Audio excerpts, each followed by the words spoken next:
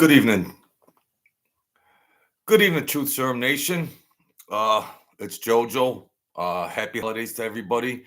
I got a crazy story.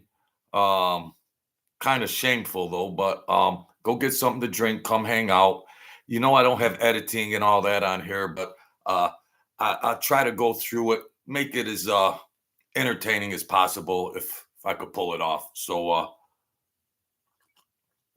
Merry Christmas, happy holidays to everybody. And I got a couple notes here just to keep chronological things going on, but just to set the table, I was a runaround errand boy guy for a gambling ring, and the big bets, big bets, big bets, big bets, big bets, and uh, a lot of guys used to bet. They were managers, CEOs, and they would pound away big bets, and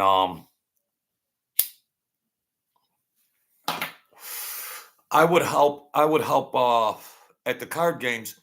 I would help out. I would help out at the card games. Try to hustle a couple dollars here and there. And you would hear them talking, and so maybe a couple weeks before Christmas or a week before Christmas, I had to deliver envelope. It was a rare occasion. When whoever was getting paid or whatever with football, I never did it, but for some reason, Sam, the old man, he said, "Run over here to this corporate building and go pay, go in there and see this guy." Boom, boom, boom, boom, boom. So I went up to his office. I went up to his office, and I recognized him from the card game and everything. And in the lobby of the building, they had a Christmas tree with presents under it. And so I went up into this office, and boom, some small talk. And I saw he had a safe in his he had a safe there, whatever, personal things, and just taking things in um little by little. But so then there was a card game, and they were talking about petty cash and all this, and I thought there might be some big money up in one of them offices. And so, and I was getting a little crazy because I was running these guys around, and I started feeling like Rambo. Like, I don't care what I got to do. But I just was like, Rambo. There might be some money up there. I can make a big score because I don't want to be no errand boy anymore. I was gonna get out of that game, and move on with my life. I was a young whippersnapper, so I knew the area of the building. I knew the area of the building, and there was a Your Host restaurant back then. There was like restaurants, little restaurants, coffee, hang out, and so I would sit there, and sometimes, and I knew when the cop would make the rounds, like the cops make the rounds at 1 o'clock, 2 o'clock. Cops, they check the buildings and all that. So I waited, and I see him. So I had parked, and I went around this little plaza where Your Host, just to stay on cement. But it was the weekend. It was the weekend. So I knew whatever I did, they weren't going to know until Monday. So I got to get in this place. But I knew from being there before, there was this area where, like, I don't know, for delivery goods with a kind of conveyor thing, and it had like a industrial flap, like an industrial, uh, not plastic, but a metal flap, and I figured, oh, I'll go in through there. I can get in the building through there, go up, check these offices out, and that's that. No, James, it was like a little, I don't know what it was, but I was skinny, and so I figured I'll get in there, I'll go check these offices out, and s- my mind was nuts. I thought there would be a safe, because these guys at these games, they would get drunk, and then the guys would be talking, oh, 3,000. They're going, oh yeah, that's my petty cash. That's my petty cash. Those old metal desks, the old metal desks, business desks, office desks, and then on the bottom of those desks, they'd have that bottom drawer that would have a lock on it. Well, you could just get a screwdriver and just pry that open. But so I had all these visions of sugar plums ringing through my head. So I'm gonna go up. I'm gonna go up there. So I I go in to try to lay down backwards and then shimmy my way and then use my legs to get leverage and get through there. I'm trying to push myself through, and there's only a little that that um that flap that flap uh was real strong, and I got stuck. I got stuck halfway. I got stuck halfway, and that flap was just like tearing my tearing my guts off. And I'm thinking, what the hell? Am I gonna die in here? They're gonna find me on Monday. They're gonna find me on Monday stuck in here. And I I get through there. So I had a little flashlight. I had a little flashlight, and there was lights. You know how in buildings they have those like little faint lights in the corners, but this was set off the street. This was set off the street, and I get in. They have a Chris. Now this is a Grinch. This is a Grinch story. This is a Grinch. But forgive me. So I'm looking for little boxes. There's a Christmas tree, but if anybody has gifts like these CEOs upstairs, if they have gifts for their family, it'll be more valuable. The gifts down in the lobby with the tree, those are for fellow employees and things like that. I'm not looking for a blouse or whatever, socks, underwear. I was unwrapping, I was unwrapping the gifts, and I'm doing this all quick. I'm doing all this quick. So there wasn't really nothing there. I was just looking for little like jewelry boxes that could be wrapped up jewelry boxes. So I says, let me get out of here because I know where this guy's office is. This high roller, this high roller from the poker games, and who knows what he's got in there? Because I'm thinking they were joking around at the card game about petty cash. It's like 2,000. Geez, if I could grab a couple thousand out of each of these offices, that's all right with me. Because I was really loyal, real respectful to everybody. And then them guys did take care of me at the games. They tipped me good.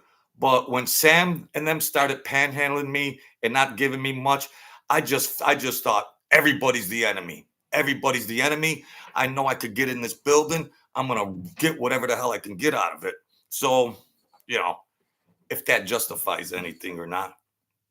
So I go up there, I get in, and I'm going through the thing. He has uh, a couple of boxes of jewelry and there's a bracelet.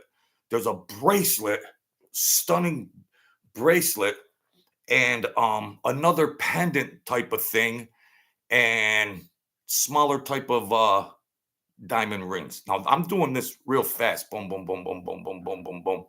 And there was the safe. The safe was closed. The safe was closed, and I couldn't. There was no shot to get in there. But I was nuts. I was nuts. But I was just trying to get the and there wasn't like any real petty cash in there. So I grabbed that, bam, bam, bam, bam, bam. And he had his own personal watch. He had his own personal watch on the desk. I grabbed that too. I, back then, I don't know if they had Rolexes, but back then they had another brand of a watch that was a uh, high name of expensive watches.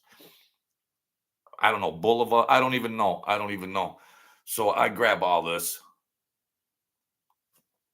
I get out of there. I mean, this is all in quick time. This is up because my heart was beating so fast, and I,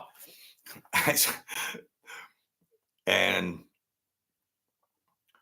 I screw, boom, boom, boom. I went right out the.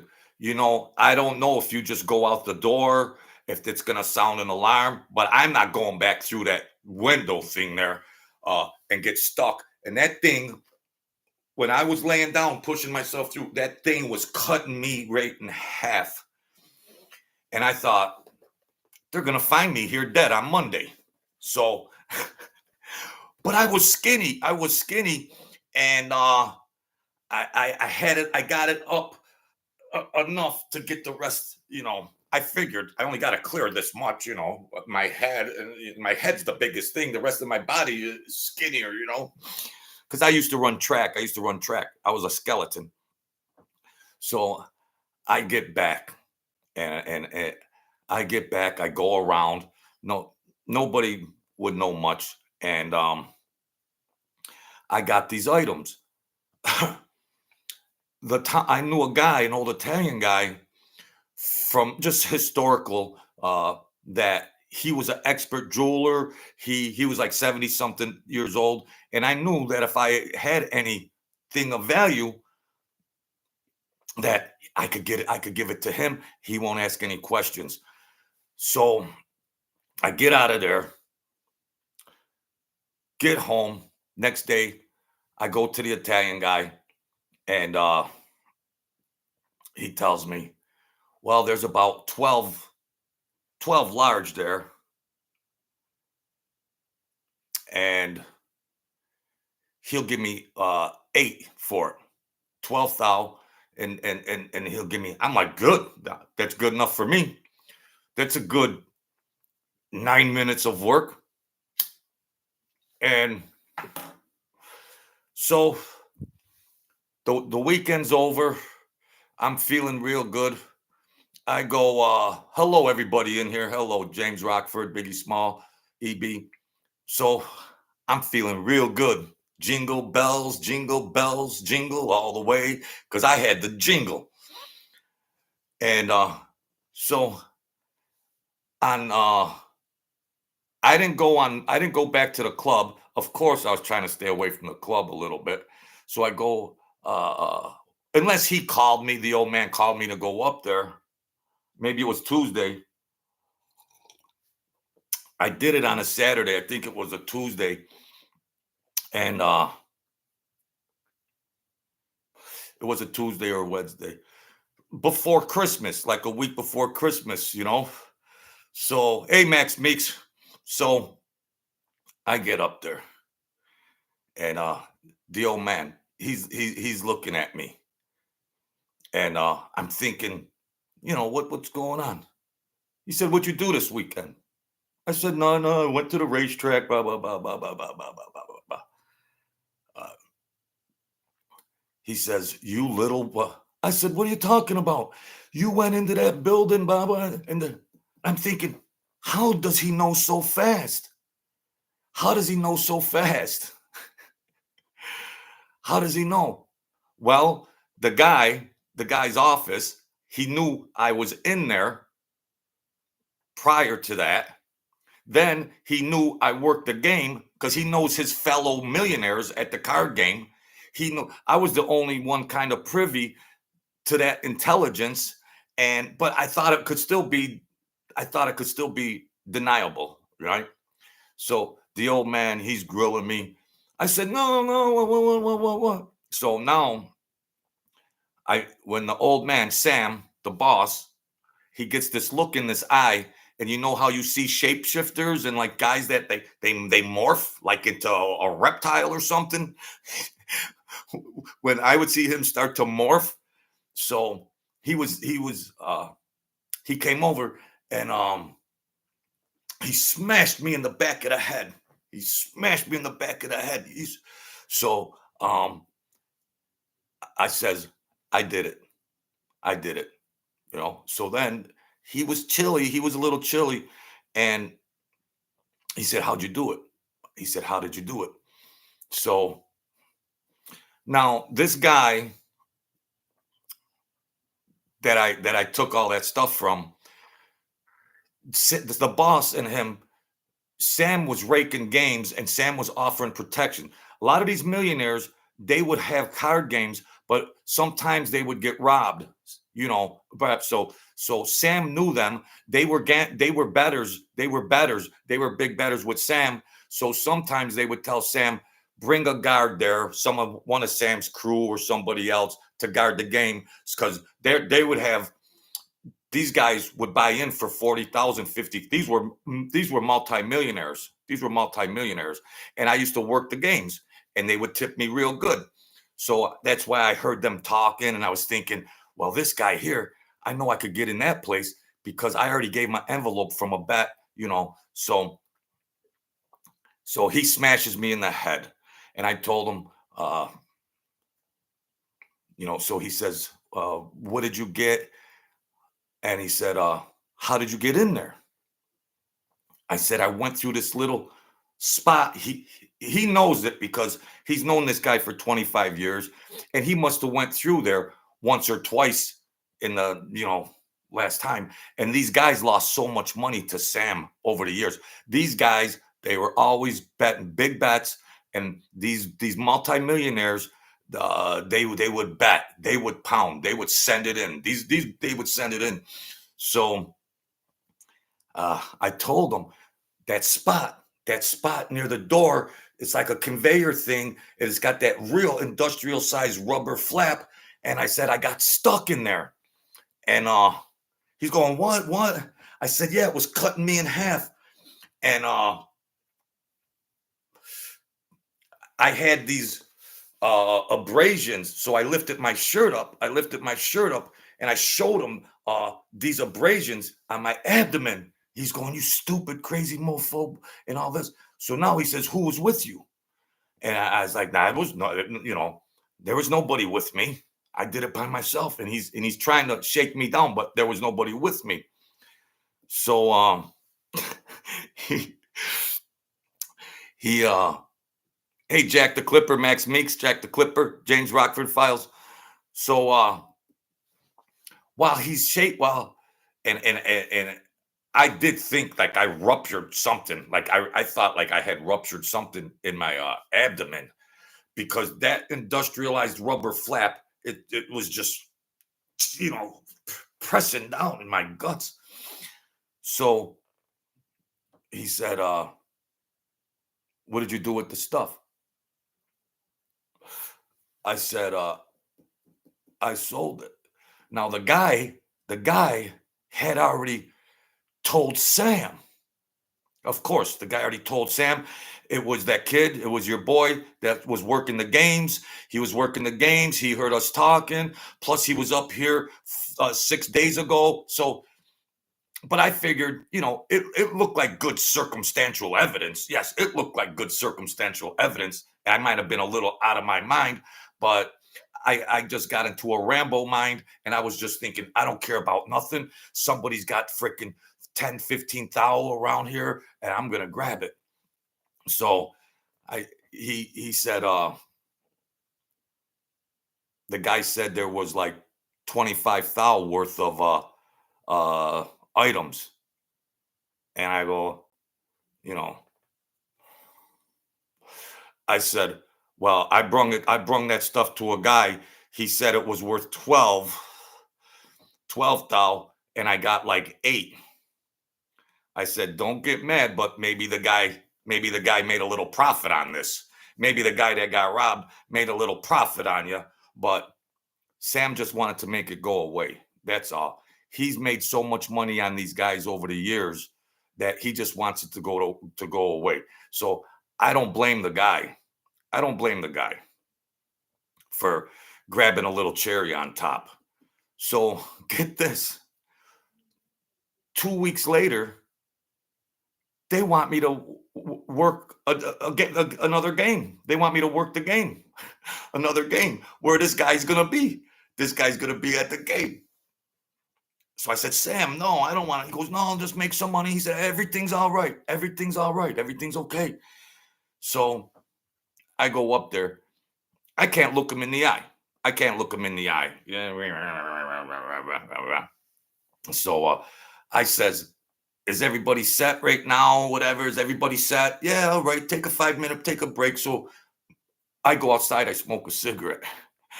Here he comes. He gets out of the game. Here he comes. Jojo, hey, everything's all right. Everything's all right.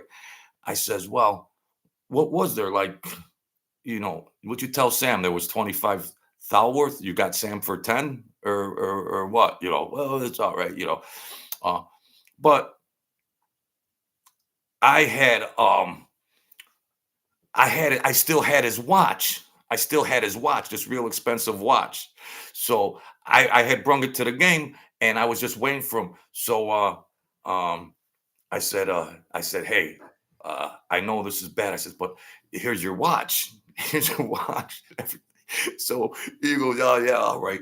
But he was cool. He was cool about it. And I had sent that I had made an apologetic Christmas card that I had gave him, because I was shamed. I was shamed. I was shamed. And I said, I'm sorry, because they thought highly of me. Everybody always thought very highly of me. The wise guys, the other guys, they all thought, but I went nuts because some of these guys were jipping me. And I was like, whatever I got to do, if I got a chance to grab something, or I'm grabbing it. And he was cool, though. He was cool. And it was maybe, yeah, about a week, couple weeks after that, they had the other game. And Sam had told one of the guys in the crew, I came in there, the guys that I usually dealt with, giving them rides and I would give them rides and they would go to bars and strip joints. And then I was giving a guy a ride. And so I didn't think anybody knew about it. And one of the guys, he was drunk. He says, what, and I was like, no, I didn't do that. No, I didn't do that. No, I didn't do that. No, I don't, whatever. I said, no, that's a rumor. That's a rumor, whatever. Because I didn't know how he would know. But he was pissed because he thought that one of them guys could have been like a suspect. That crime wasn't reported. They didn't report. They didn't call. This guy didn't, because these corporate CEOs and all that, they're already doing accounting schemes for 50,000, 70,000. They're not bringing no, this guy was pretty sharp, and he said it was JoJo, was a kid that was working, and then he told Sam addressed me. But this wise guy, this guy in Sam's crew, he was like, yeah, you're gonna get Sam asking us questions, and I was just trying, but I denied it. I didn't even care if he knew I was lying because he was no good anyways. I mean, so he just thought that they might get accused, but there was no charges because and Sam paid it. Sam paid it. Boom. Sam paid it. No, Sam paid 25. Sam paid him 25,000. And there was only 12 worth of merchandise because Sam had made hundreds of thousands raking card games for many years with these guys. And he, like if there's a lawsuit and you just pay it off, you don't want to be bothered with nothing. But it was, yeah. So when I was telling Sam afterwards and I lifted my shirt up, he went, what the? I said, I was stuck. I thought I was gonna die in there, Sam. And he had slapped the crap out of me, but he was really cool about it. He said, I never figured you for that, Joe. I said, I was just a little pissed off. These guys are good, you know, these guys, they don't give me enough, and I had robbed a couple of those guys, which is another, you guys already know when some of these guys would get drunk and I'd drive them all over town till 5 o'clock in the morning. And then they'd hand me a $40 bill at 5 o'clock for waiting like their slave on call. Take me here. They're going to bars. They're going to strip joints. They're going to hotel rooms. And then the guys, a couple of times, they'd hand me a $40 bill. How about when you get pass out drunk in my car the next time, I'm going to roll you.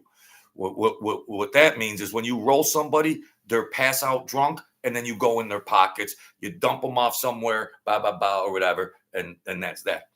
So, but I still had a flavor of because I was running the milk and cookies too, and I was a little aggy about that because because Sam was being cheap with me, So I'm sitting there thinking, I got a bullseye on my back. I'm around psychopaths. I'm gonna, I'm gonna take a shot.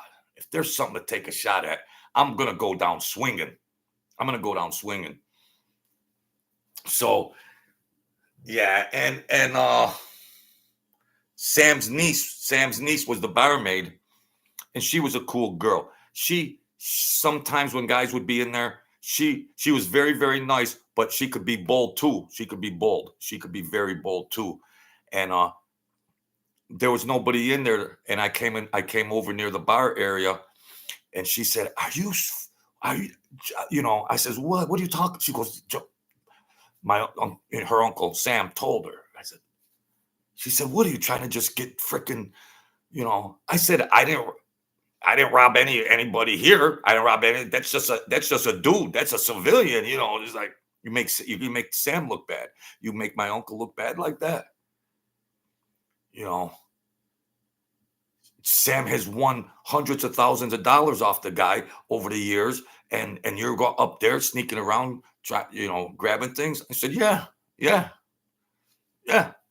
Why not? Hey, Jack the Clipper, Max Meeks. Where you been, Max Meeks? The lovely Francis Franciotti. We got the Rockford Files, James Rockford, Biggie Small, EB23, Michael Candinas. Anybody got any questions over here? Happy holidays. You wonder why I'm nuts? What else? What do I got in here? Boom, Sam. They would get drunk. I was familiar with the building, the Christmas tree, looking for the items. Yeah. See, them guys, hey, them guys were betting, yeah, I think I try to write I don't have editing. I don't have any of that kind of crap. I just do it. I throw it up against the wall. Yeah. So, and then, I went in there and, one of Sam's crew members, he said something sideways to me, and he was like, "Oh, you dumb, you retard," and Sam heard him, and I'm thinking, how do these guys know? What is it, a freaking knitting circle? I thought it was on the hush. I thought this was on the hush. What is it, a damn knitting circle? And he's going, they should freaking. I said it's a civilian, you nitwit. I didn't say that, but And Sam come back there. He threw something against the wall, and he said, "Listen, if you or anybody else ever utters anything about that situation, there's not going to be anything left but smoke." And that was it. Nobody ever said another word about it. Nobody ever said another word about it. And not in front of Sam, but when they were drunk, the guy was like, "Yeah, that's because I robbed the guy. I robbed the guy when he passed out, but he didn't know it was me. So I used to deny it. Sam knew I rolled them, but the guy was always cheap with me. So I had robbed him. He goes, yeah. Now I know for sure. You're a thief. You got larceny in your blood. And I says, nah, I didn't rob you, bro. I robbed him 2 weeks later when he passed out drunk. How do you like that one? Eminem. So it was never uttered. It was never brung up. It was just went right away. It went right away. And I continued to work the card games. And I had to look at, but he was cool about it. He was real cool about it. I gave him a Christmas card with an apology, and I gave him his watch back. I gave him his watch back. He laughed. He laughed. He made a profit. He made a profit because it was only 12 thou worth of stuff, and the old man gave him 25 thou. So he made a profit, and he tipped me real good that night too. And he was losing in the card game. He was losing in the card game, and he was giving a good. But he had come out because I couldn't look him in the eye. I couldn't look him in the eye. You feel like a total scum. And he was cool about it because he made a profit. So I says, yeah, you came out smelling like a rose. Geez, you should thank me. You should thank me for that. No, I had to go buy all those gifts in the lobby. I unwrapped a lot of gifts in that damn lobby. On these corporations, they have the Christmas tree in the lobby, and there's just pants and jeans. Like there ain't gonna be nothing value. Like the co-workers that give co-workers gifts, there ain't nothing there. I gotta get upstairs and see what's in that petty cash. Maybe a safe is open. Maybe there's some jewelry sitting around. That's where I gotta get. But I was in and out of there real quick. I was out of there. But the dude was real nice. The guy was real nice. And everything went on, business as usual. Everything went on. When the boss said, if I hear one more word about this, because most of the guys were around, and I says, well, now what the hell? Now everybody knows? Like it's a knitting circle? Now one of these people went to freaking jail for freaking talk, what is this, a knitting circle? It's little old me. Yeah. One guy say, yeah, good for you, Jojo. Fuck them. F them. F him. Some of those guys were jealous. Some of them guys were jealous of them guys. Oh. Painted Black with Mick Jagger. I seen a red door and I want to paint it black. Hey, mate. It's been a long time as I've been away looking at. Oh, sorry about your mom. She's got dementia. Yes. Somebody very close to me just got that too, that dementia. Sorry about that, mate. Everything's going. My channel is unfrozen, so I think I could get subs now. Happy holidays to you.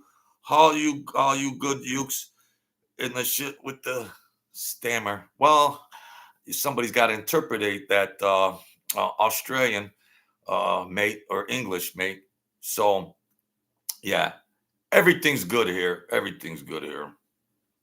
Everything's good. Yeah, so that was a real crazy story. And, I was wondering, how did everybody find out so fast? Geez. Happy holidays, Merry Christmas, Happy New Year to you. And it was like, hey, T. Hinton, anybody got questions? I'm going to hang out. What am I going to do? So, I wasn't a thief like that to like rob but it was the guy's personal property. It was his personal property. And these guys used to buy into these games with 30K, 40K, 50K. Back then, half the time there would be people that were armed. They would be hanging out, or they would just be playing a side game, but they would have their antennas up, and there'd be somebody out in a car, an access road that you ain't gonna go in there and shit and get them. And I used to watch, and in poker and stuff, the small blind, the big blind, 500, 1,000. So if you want to act the next person in the card game, there used to be 10,000, 10,000, 12,000, 13,000 in these pots.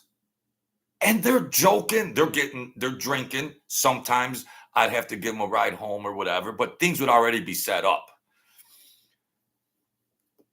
And I used to think, a guy just lost like equivalent to a house. They were multimillionaires, CEOs and owners, 51% owners of these corporations, and they all had big estates. Sometimes there would be a card game at one of the big estates. I worked them card games too, but they would be armed. They would be guarded most of the time. But it ain't like you're gonna just see somebody with it. They would be packing. They'd be packing. So if you're in there thinking, geez, I don't see any weapons, well, 80% of the people got some hammers on them, and they would pound. They would like, and I'm thinking, I'm working for crumbs, trying to hustle, and there's 17,000 in the pot. Now, the old man Sam, he'd run these card games and he would rake like a percentage out of the pot. So if nobody's familiar with it, if you got 5 guys playing poker and the money's in the pot, so whoever wins the pot, maybe 10% would be dragged out. Like, so if there was 5,000 in the pot, they might not drag 10% like 500, but they might grab 300. So if Sam wasn't physically at the game, he'd have another guy playing the game, and he was a designated raker. And if you play long enough, when you keep raking, you're going to be taking the money out of the game if you play long enough. But the high rollers knew that, and a lot of times they would take their shots, they would play, win or lose, and they'd be gone by 1, 2 o'clock in the morning, and that would be it. Because they know the longer you play, the raker, the guy that's taking a percentage out of the pot, he's going to end up with a good portion of the money. But they would buy in for 50,000, they would buy in for 40,000, they'd buy in for 30,000, and they would have a bank of the money, a bank where it's all the money you bought chips, and now the money would be there. And so Sam would get a percentage of that, which is a lot of money. At the end of the night, he rakes that game. He could make 10, 15,000 just from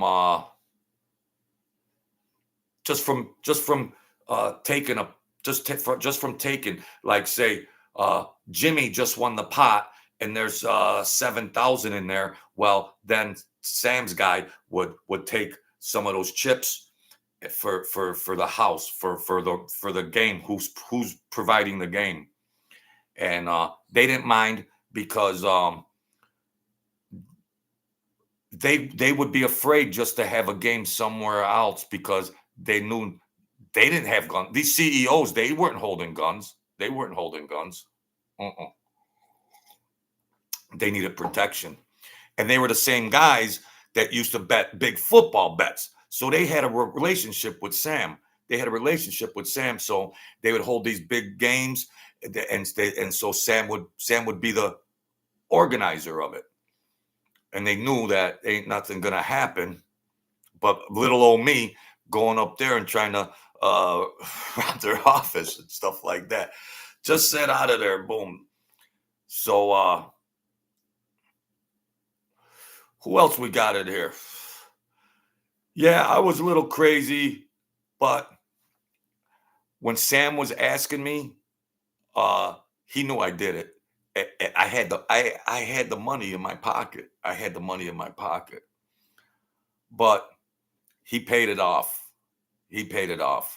Because he made hundreds of thousands off of that same guy. He made hundreds of thousands off of the guy over the years. These guys bet 1,000 a game, 2,000 a game. They owe a ton. They owe a ton. And there wasn't casinos or FanDuel. There was nothing like that. And and a lot of times there was frivolous bookies running around, questionable bookies and things like that. And this was a gambling ring, Colombo family gambling ring, and they would take any bet you want. Any bet you want to make, they'll take it. If you're honorable, but they'll take it. They'll take it. So Sam made a fortune. Sam made a big part of his fortune on these kind of guys. So I did that little caper. He paid it right off. He said, "Well, you owe me 12." I said, "Yeah, right. I ain't paying the difference." I said, "You got beat for 13,000, Sam." But I was just when he was in a nice mood. He said, "You know what I made off of him over the last years, you little wise punk? You know what I made off of him?" You know, which he did. Which he did. So, yeah. Rolling on those crap games, the smart ones ran away quick. Well, these guys, they would bet real big. Say if the game started at 9 or 10, they would do their thing, and then by 1 or 2, boom, they got wife and kids. They ain't gonna sit at some game. These are multimillionaires. They're not gonna sit there and chase money. They're laughing. A guy stuck 17,000. He's laughing. He's laughing. And I'm just sitting there going, damn, that's a car. Back then, that's more than that's a car. And there were some guys I would watch, and like there was a guy that never lost. Well, they'd always say, "Well, I think I broke even." A lot of times, the game would break up, and they would know what their chips are. They would know what the chips are. Yeah, how'd you do, Alex? Yeah, I think I broke even. Well, I wish I broke even like that because the guy won freaking 40 something thousand. The math of the game. Well, I think I broke even. Yeah, broke even. He made a big score, and yeah, that was. But the money. So I used to watch the mobsters play cards. I used to watch the mobsters play cards, and then I watched these millionaire CEOs play cards, and I would work both. I would work both games, and of course, the CEO games were so nicer, nice talk, class. I would make big amounts of money on tips. A guy lose 15,000. If he got drunk, I brought him home. He'd give me 500. I'm driving these gangsters all over town, strip joints, bars, and all this and that, and they're handing me nothing pretty near. So, if I had a chance to grab something off of one of these gangsters, I was gonna grab it. I don't give a shit. But that money, gosh, and yeah, and nothing was ever uttered after that. Nothing was ever uttered, and I was like, and the old man didn't bring it up, and yeah, it's like. I still work the games, and I felt shame I felt shame, but the guy made me feel better. He made me feel better because you know what those guys were doing too. While we're on the subject, these multimillionaire CEOs, and they get a salary, and they know accounting schemes because they're the COO of a corporation which headquarters might be in Seattle or Silicon Valley or Detroit, and they know how to do accounting schemes too. Accounting schemes. and how to shift money and stuff around where they benefit from it. So, you know, it's like a whole freaking tribe of thieves. And hey, if you got your guard down, well, if you got your guard down, but robbing them is a lot different than robbing a gangster, which I did, and I got in trouble. I did it too many times, and you know, yeah. Out of 5 or 6 guys, I only really like two. Two. Like if there was well, just say if there was 10 guys, I liked four. 40%. That was it. 4 out of 10, 40%. And I was really submissive. I wasn't a tough guy. I would be really submissive, but I was like bipolar, and then I would go nuts. And I started being more daring. I started being more daring. It took me a long time before I robbed a guy that was drunk in my car, passed out. I couldn't wake him up, and he's got money on his lap. He had started off showing off money in my face. There was there was a guy. He used to always count his money in my car. And he would be all jacked up and everything, and then he'd have all these hundreds and fifties at the end of the night, and he's got baseball full of bankrolls in all these pockets, and he'd always be I'd be like, you counted it 7 times already, like that. He's like, oh. So, and then he'd find two 20s. He'd find two little 20s and go, here, Joe.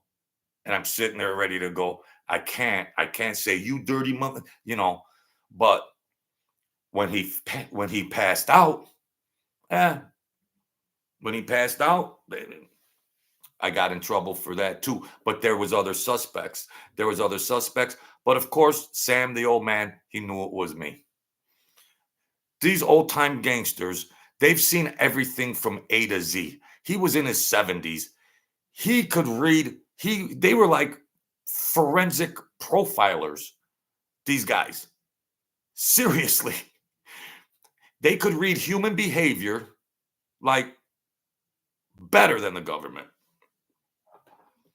You say, I know you got him, Joey. I know you're gonna end up dead, though. You keep that up, you're gonna end up dead. I didn't do it. I didn't do it. I didn't do it. Yeah, I did it. Yeah, I did it. I did it. So that was this ongoing stuff with them guys. Them guys, degenerate gamblers, and then they're chiseling me. So I was like, I gotta grab what I gotta grab. Fuck this shit. So that's the Merry Christmas holiday story. Shame myself. Shame myself. I that was I mean, I'm not an altar boy, but I didn't think I had the cayunes to do something like that, like just getting busted inside the building. But for some reason, I got possessed to go into Rambo. And if somebody's got their guard down, I'm going to grab whatever I'm going to grab. But me personally, I thought there was huge money in there. I thought, because I was watching these guys at the card game. I'm watching these guys at the card game, and I know this one guy whose office I went in, and I'm thinking, boy, there's no telling what he's got in there. Their petty cash might be 3, 4 thousand. But the jewelry, but we want cash. But like I said earlier, lucky I knew there was a guy there, old Italian dude that was a master jeweler. And I had talked to him prior to that before. And I had said, well, if I ever get anything, can I bring it to you? In prior times before that. He said, yeah, if you find something, yeah, I'll buy it off you or whatever. Then I show up with this stuff. He said, whoa, what the hell? He didn't question nothing. He didn't question anything. He just went like this. And I was like jumping for joy. But yeah, it was like a knitting circle. How did they know so fast? How do you know so fast? Yeah, Sam slapped the shit and boom. He paid it. That was all right. And that they were trying to joke around, a couple of the wise guys at the club, but then when Sam went nuts, nobody said anything about it. And Sam knew their future anyways. Sam knew their future, which was bleak. He was retiring. The New York boys were coming up. They were going to run a more um, efficient bookmaking enterprise. They were going to run a more efficient. You don't need five guys, five bad actors in a crew. You don't need five bad actors paying them and all this crazy stuff. You don't need that. You could bring in a couple guys, handle the bets, make it efficient, do the accounting when you're paying people or you're collecting, make it efficient. He didn't need to babysit some of these guys and all this, but he was retiring. He was retiring, and the future for most of those guys didn't look good, anyways. I mean, I don't know. I don't have personal information on that. I'm not privy to that, but most of the guys from that club and the crew, I don't know, they disappeared. I don't know what the hell happened. Did they might have went into witness protection, or they might have got smashed? I don't know. I don't know what the hell happened to them. So what else we got? What else we got here, folks? Geez, Christmas only a week away. So I'm the Grinch. I'm the Grinch. Yeah. So what they did after that at that place, they put in those detectors, motion detectors. They put motion detectors over there because the same guy, later on, he said, "Well, hey Joey, if you got any more ideas, the place is freaking secured like Fort Knox." I said, "Well, no, I ain't got no more ideas." Yeah, the lights, uh, those beams, the beams that would go across, and if they're breached, the alarms go off. But the motion detectors, yeah. Thanks, Paint It Black Black. Oh boy. I never imagined I would do that in a million years, but I got possessed. I got possessed into a Rambo mode, because and then I started thinking, how long am I gonna last? I started thinking my godfather could only protect me so much. And I says, you know what?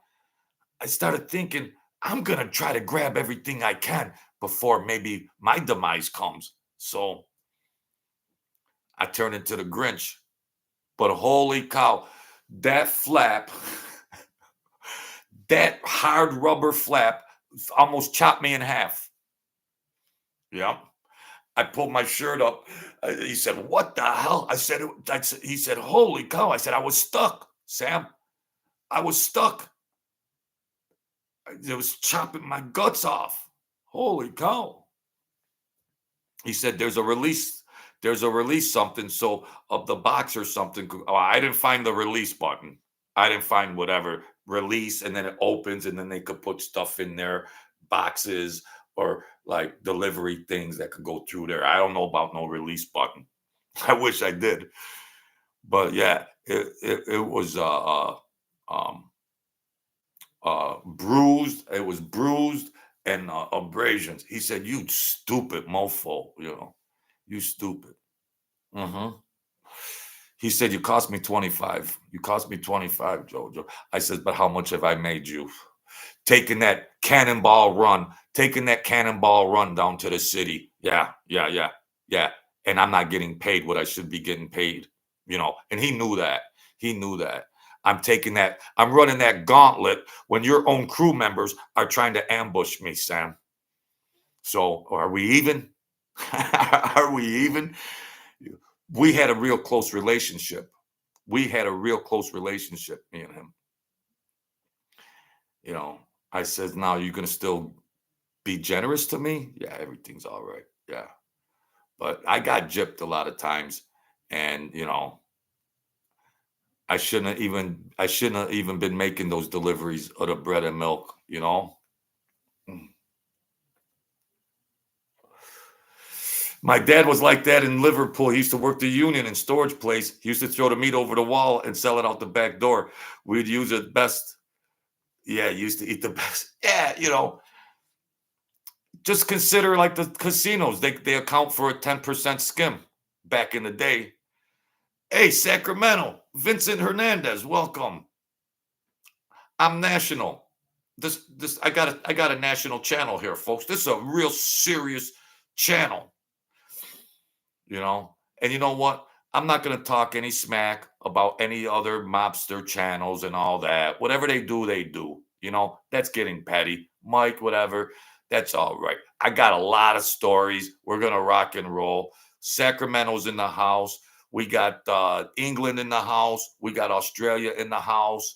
We're gonna rock. We're gonna rock and roll. I don't have fancy studio editing. I don't have money in the bank. I'm a regular guy trying to survive just like you guys. And I don't, maybe someday I'll be able to show videos and stuff like that.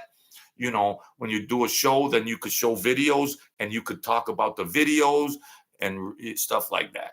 God willing. God willing. Might as well. Might as well give a shout out. Give a shout out. Give a shout out. Thank you, Jesus. So thank you, Vincent. So I like to have fun. I'm not a tough guy. I've made so many mistakes. Holy cow. I was highly educated. So yeah, we're gonna keep it going. We're gonna keep it going. And let me see. What else do I have here? Next video, Sam. Oh, um, maybe this other Christmas kind of video was when Sam was a good guy. Sure, he could be evil, but I'm gonna do another story where one of his crew members were in prison, and he did his best to take care of his family. Some of these guys, they go to prison, and the boss won't even provide them with any legal counsel and things like that, because a lot of times the bosses were paranoid that when somebody got busted, that they were gonna rat. So sometimes these bosses wouldn't like to throw dead money at a guy, but you're also risking that guy to say, well, I can't have a public defender. Well, now I'm gonna rat. So it was a catch 20. It was a catch 22. It was a catch 22. A lot of the bosses didn't know what to do, but Sam took care of the people that got busted. He didn't want nobody ratting and everything. And the next video was a situation where a guy went in. I think he had 5 years or 7 years, and Sam would take care of the wife and the children, and nobody even knew about it, but me, and I didn't know any of the backstory, but other times, a couple times, I'd have to take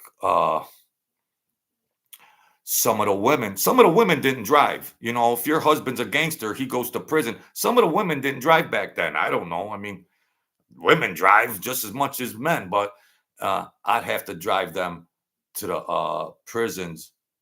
Well, two of 'em, and so they can go visit. So Sam was really good about the wives and the family members and making sure that Sam had millions. Sam had millions of dollars. Millions.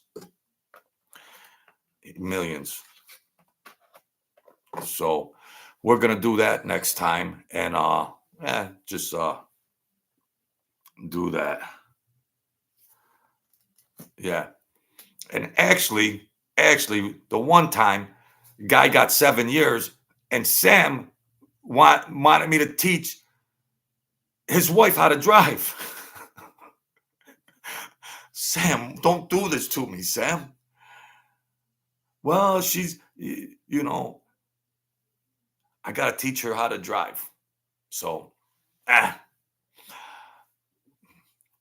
for the right price, I'll teach her how to jump rope for the right price. So, Wyatt Earp, Philly Bob, Painted Black Black, Vincent Hernandez, Sacramento, California. Vincent, well, I don't want to talk about politics or anything, but what do you think about Governor Newsom and all that? Governor Newsom, Kamala Harris. I don't want to get political here because it divides people. It divides people. If you're still here, Vincent, uh, well, I don't think Vincent's here. In the UK, in jail, everyone hates rats, but the system is full of them.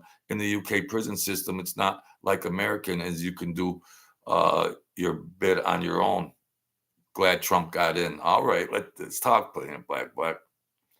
It's quite obvious. I mean, you know, politically that, you know, glad Trump got in. I mean, well, politics was why I got censored the first time on my channel. Politics, and I don't even want to say what else. And that's why they froze my ticker all that time. So I'm behind 2 years on my channel. I still did all my videos. I got a library, 500, 600 videos, but my subscriber ticker, they froze it. So my ability to get subscribers, they froze it. Yeah, I missed the good old days, Vincent. So I'm just making a comeback. I'm a fighter. I'm a fighter. I'm a fighter. I was on life support fighting for my life for a year. I was a fighter. I had a 1% chance of living. And if I did live, I'd be an invalid. So thank you, Jesus. Thank you, Jesus. So, yeah, I miss the good old days. Grandpa, tell me about the good old days. Remember that song? Who would have thought I knew that song, huh? Who would have thought I knew that? Wyatt Earp, thank you. You remember thank you. I haven't had a super chat since I haven't got a super chat since Moby Dick was a minnow. What a goofy joke that was. Remember when they used to say, well, since Moby Dick was a minnow? How corny am I? You almost died in a car accident when you were 27. Well, glad you're still here. Wyatt Earp, thank you. Thank you, Wyatt Earp. Wow, what a picture of Wyatt Earp. You talk about gangsters. Thank you. Member for 8 months. Is that a donation or is that just a sticker, Wyatt Earp? Before I start thanking you for your monetary donation, let's just get this figured out straight. As long as you hit the like button and you talk to me and everything, that's good enough for me. I know people don't have money and it's tough and stuff like that. You know, I understand that. Just watch my show. That's good enough for me. God is good to me. So, Wyatt Earp, member for 8 months. The Easy Riders. Who wants to join? Wyatt Earp, you're getting long in the tooth. You're getting a little long in the tooth over there. God bless you and your family. You know, you gotta. If you can laugh and just see the bright aspects of life, there's enough stuff to get mad about. Just take a couple steps back, and somebody's doing worse. You can imagine if you're mad about this or that. Well, there's people that are doing worse. There's people that didn't get rescued and they passed away. So we're blessed for every minute we have. I cherish every minute I have. So glad you're still here, Wyatt Earp. Glad you're still here. And Christmas doesn't look like it used to before. People have passed away.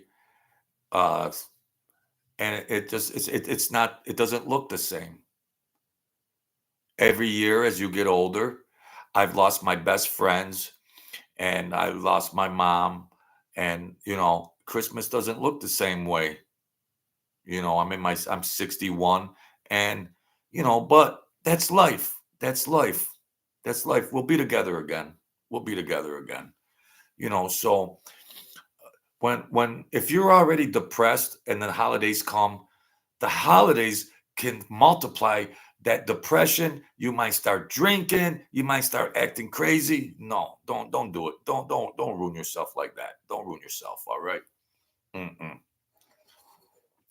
You know, I beat the crap out of myself for a long time. And then I started to have regrets. I should be wealthy. I did so good academically, and then I took some wrong turns. But you can't have regrets because I could have been wealthy in my 30s. Well, I was doing okay but I could have met my demise. So whatever was God's way, that's fine with me. Because if you have a regret and you wish something could be the other way, you might not have made it. You might not have made it. If you're here alive now, that's all you need. That's all you need. Well, if I would have, no, no, no, no, no, no, no, no, no. If I would have took the other road, there could have been a fatality or something with that scenario. So no, no, you're alive today. That's fine. Wyatt Earp, how come you're so crazy? Mm. So I like to interact with my people and talk about psychology sometimes, talk about the mob. And my godfather, I got some more stories. Uh, uh, you know, Wealth is health. So it's entertaining and I get to socialize. I sit in my apartment here. I look at the walls all day long. What are you going to do? What are you going to do? So everything's good. Everything's good. My daughter's 36 years old, and she says, I love you, Daddy. I'm the richest man in the world. I'm the richest man in the world. My daughter says, I love you, Daddy. Psh, boom. Give me that. Give me that. I'll take that over money in the bank. So you get a little more wisdom afterwards. But I wouldn't change a thing. I wouldn't change a thing. If you change something, if you wanted to change something, it could lead to something bad. So our mind, our psyche and our mind will play tricks on us. And half of it is because Lucifer and Satan is trying to pollute your brain with all this stuff to make you nuts, to make you crazy, to make you go drink alcohol all day, to make you go do drugs, to make you go ruin yourself. And you can't, you got to put yourself in a more positive framework. So I'm happy for what I got, and I'm not pissed off for what I don't have. It's all illusory. It's an illusion. And then when you got Satan freaking fueling it, and then people go nuts. Like when I robbed that damn thing there. Go do it, Joe. Go do it. Yeah, screw them. I'm gonna rob these people. Yeah, Lucifer's going. You can do it. You can do it, Joe. You can do it. you know, you get voices in your head. Some people actually hear audible voices. We're not going to get into that. Yeah. Emotions are the keeper of the records. So, yeah. Vincent Hernandez, especially if you had your freedom taken, then you appreciate being with your family even more. Yes. Yes. Because so many Painted Black Black, I got a super chat. I gotta write this down. Thank you. Thank you, Painted Black Black. That's the first super chat I've gotten in a long time. Well, I think I got a $5 one last week. Thank you. I appreciate it. I appreciate it. So yeah. And when I was dead and I had that long rehabilitation back, I realized you're just going through your life and then boom, you don't know what tomorrow brings. Hmm. Yeah, Painted Black Black. My mom passed away from cancer, but she would have been 72. She was 72, but that's what happens. That's what happens. My mom was a single mother. She raised us 5 kids, and she didn't raise a gangster. Me and my brothers and sisters were very, very smart academically, and I achieved academically. I made money, but then, you know, after dealing with those gangsters, and I had some PTSD or something, like you know, of thinking that somebody's following me, someone's gonna catch up to me, somebody it screws your mind up. And I'm a pretty stable guy, but that's life. That's life. That's life. But I was able to live a good life and my daughter and provide and do all that. Thank you, Jesus. Thank you, Jesus.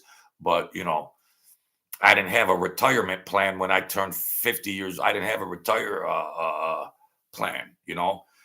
Painted black, black. You suffer with it after the army. Yeah. See that PTSD, you know. Yeah, yeah, it happens. And the government, man, mm, the government's worse than the mafia.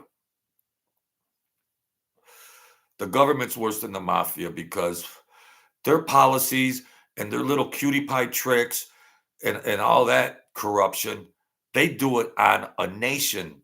They do it to a nation. The mafia, they had the 5 families. They did their stuff within that community. But when you got these politicians doing it to a whole country, they're way worse. They're way worse than the mafia. These Nancy Pelosi's and Chuck Schumer's and these other they're worse. They're worse. They're way worse. They're way worse. They're way worse. Governor Newscomb, you know, why they want to ruin a nice state like California, the beaches and all that, and everybody's moving out of California because of political things and the way the legal system is. Well, what the hell is that all about? They do it on purpose. They do it on purpose. What I've been saying all along, when you water it down, this is good versus evil. These are evil doers. These political leaders, they know that that's whack when they're promoting this craziness. They know it's whack. They know it. They know it's whack. Just like New York State. Everybody's left New York State for other states. A lot of people left California. Who can put up with that?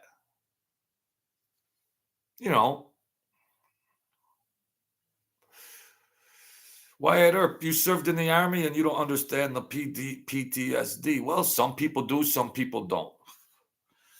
You're on one end of the spectrum. Some people are on the other end under the spectrum. I had friends that were Vietnam vets. Doug, good friend of mine, and he used to tell me some of these stories of being in combat in Vietnam, and whew, he's ready to go off to college. 18 years old. He's got his high school girlfriend, Betty Lou. And all of a sudden, his mother says, "Hey, Doug, you're going to go serve in this, you've been drafted, and you're going to go fight in this war somewhere across the planet Earth somewhere. And you got to report on this date." Can you imagine being 18, 19 years old and there's a draft? Wow. The government shit on me, but I ended up homeless in the UK. Well, I'm glad you made it back, painted black, black. God bless you. Mm-hmm. And he had Purple Hearts, the Congressional Medal of Honor, everything, but it affected him. It affected him. He was highly, highly intelligent, special forces and things like that. And me personally, to be 18, 19 years old and go into Vietnam War like that, I'd have dug a hole and just say, "Well, tell me when it's over." I used to tell Doug that, and he'd say, "No, Joe, when it's on, your instinct is." He said some guys would freeze up, some guys would act crazy to try to get out of it, but the helicopter ain't coming for 2 days, so you better try to survive. Get your gun and start blasting, and you gotta rock and roll because you gotta your your instinct, your survival instinct will be like, yes, if I'm going down, let me get what I can get, and then your combat mind comes in and things like that. So I respect. I've had family members that served in wars. I respect those veterans, boy. Those are, and then you get our politicians. You get our politicians that and our president that doesn't even honor it, whatever. They didn't go to the Arlington Cemetery for that. Biden snubbed it. Kamala Harris snubbed. They snubbed it. They snubbed it. Wow. You've been out since '65. Wow. Yeah, that's so yeah. But I can't imagine. My uncle Dick went to Vietnam. He told me a lot of stories. I was like, jeez. And then what happens? They come home and they're getting spit on. They come home. These teenagers, well, they were in their 20s when they came home, but wow. And these politicians enter these wars for profit. War for profit. War for defense contracts, and then just sacrifice your kids, sacrifice the country's kids to go over there. We talk about everything over here. We talk about everything here.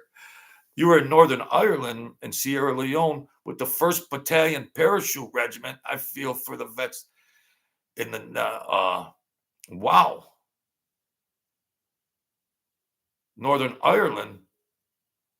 That's just like the Cranberries. The Cranberries made that song, "Zombie, Zombie," from the wars.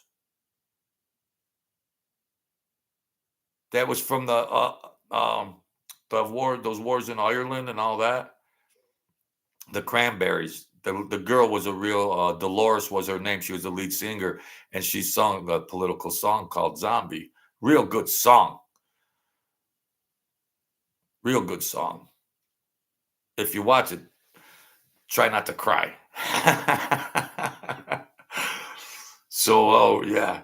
So, God bless America. God bless the military, and God rest the soldiers that sacrificed, and God bless the ones that I was here. The average age of the average age was 19. Yes, painted black, black. You were 19. The average age of the Vietnam vet was 19. There was a song way back then called 19. So yeah. You get it all here, folks. I'm a one-stop shop. Yeah, you heard it. Yeah, painted black, black. Yeah, I'm a music connoisseur, try to be, but we like to have fun. We like to have fun. These people come in here, they're cool and everything. So, yeah, yeah, yeah. We're gonna do the mob stuff, and I don't really care like Mike Francis and let them do their things. I got enough stories till kingdom comes, so I don't care what these other guys. I get a little stupid at times, and some of these guys are telling fibs. Some of these YouTube gangsters, they're telling fibs, and I think I'm the YouTube mob sheriff. I don't care what they could, whoever they get, they get. So I got to be a little bit more reasonable. Let them do whatever the hell they do. I might tell one out of 3 months or something, but I ain't gonna try to bash anybody. It's a real psychopathic life, that mob life, and it's just so to criticize, and which I've done, to talk smack, and all that. It's a psychopathic game, the mafia. So yeah, well, morally speaking, you shouldn't rat and this and that and all this. It's easy. It's just so easy for the normal person to say that. But that environment and that mentality is just it's a different universe. So I'm moving on. My channel's on. My tickers, my my they turned my subscriber ticker on. So we're gonna pump out some mob stories and we're gonna rock and roll. So if I keep, I like doing it as a hobby and it's growing. That's good too. I mean, for 2 years, if you people, a lot of you people that have been here, you see my ticker was stuck on 1220 for 2 years. My subscribers ticker was stuck on 1221 for 2 years. At least it's like 1250 now. So at least it's moving. It's moving. So, you know, I attained a lot of those subscribers from mob stories. So now that I'm back in action, well, let's rock and roll. So I give you the Christmas mob story tonight, and I got a lot more of them, a lot of times I'll just be sitting around and then I'll just think because I had brain damage. I had a brain injury. I had a brain injury, so I was my mind was compromised.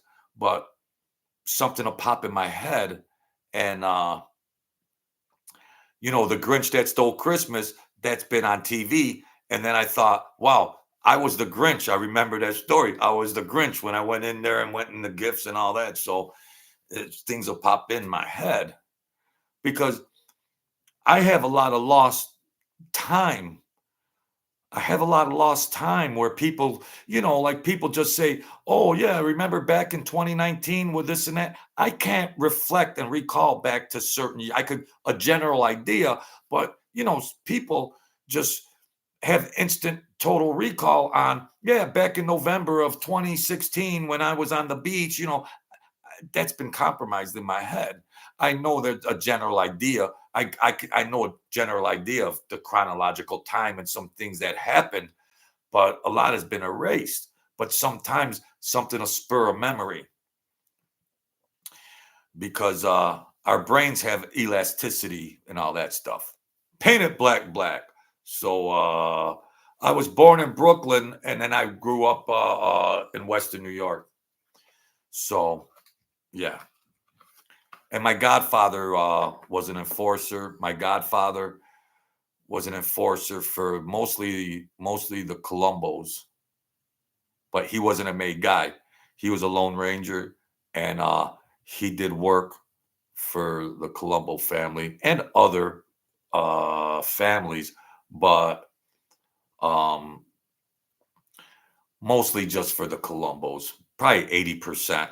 But if the price was right, he would do it because